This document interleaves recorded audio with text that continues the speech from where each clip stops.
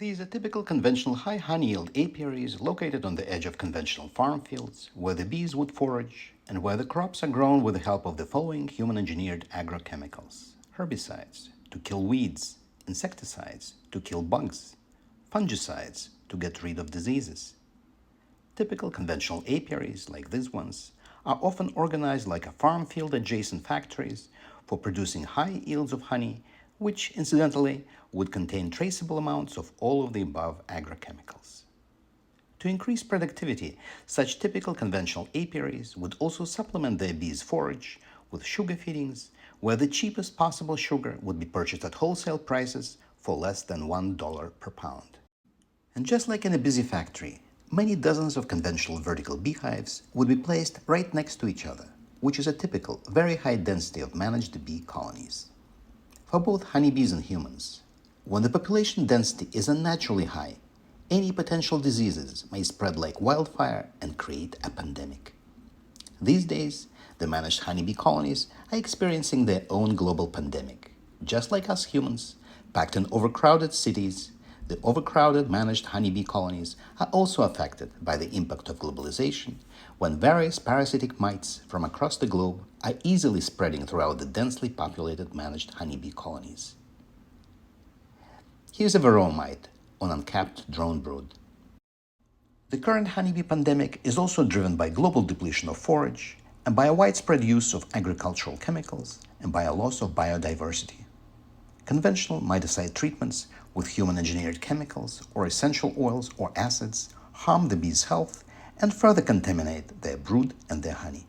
See studies at forestbeehive.com. There's a lot of commercial honey containing hard-to-avoid harmful substances like pesticides, herbicides, and fungicides. A large Swiss university study of hundreds of honey samples around the world found that pesticides commonly used to boost crop yield occur in 75% of the studied commercial honey samples.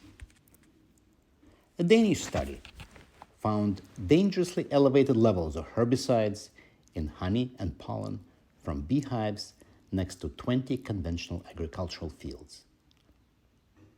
And the USDA study found elevated levels of pesticides and chemical residue from beehive treatments in conventionally managed apiaries. So when you think you're getting your standard local raw honey, what you could be really getting is this. Or this. Hi, I'm Boris the Bee Guy from Forest Beehive Apiary in central Maine. We're located right next to a large wildlife sanctuary, and we have no pesticides for miles. As there are plenty of natural foraging resources for the bees, we never follow an unfortunate modern conventional beekeeping practice of supplemental sugar feeding for our bees. Just like in good old beekeeping, we also never treat our bees or beehives with any human-engineered chemicals or any acids or essential oils, which is yet another unfortunate practice of conventional beekeeping. Although the density of beehives in our apiary is relatively low, to keep our treatment-free bees healthy, we are further reducing our hive density by placing some of the existing beehives along with these two new boxes in this newly cleared wooded area that we just seeded with wildflowers about 200 yards away from the original apiary. Like in good old-time beekeeping, here we practice beekeeping with minimal disturbances to the bees. I call this beekeeping style benevolent beekeeping. Even though we use horizontal beehives that are less stressful for the bees, we only open them a few times a year. Each time a beehive is opened for inspection, there's a risk of injuring the bees or even the queen. Opening the hive upsets its balance of temperature and moisture, and maintaining such balance is critical to the healthy development of the young bees. Also, frequent opening of beehives allows more pathogens to get in, as it breaks the propolis seal. Propolis is that sticky brownish substance that serves as an external immune system for the bees. It takes the bees at least 2 days to fully repair the propolis seal after an inspection. So I try to open my beehives as infrequently as possible, as I really don't want my bees to spend their precious time repairing the damage that I've done by mindlessly poking around in their homes. The bees would only benefit if we meddle less in their complex daily lives. They are their own best beekeepers.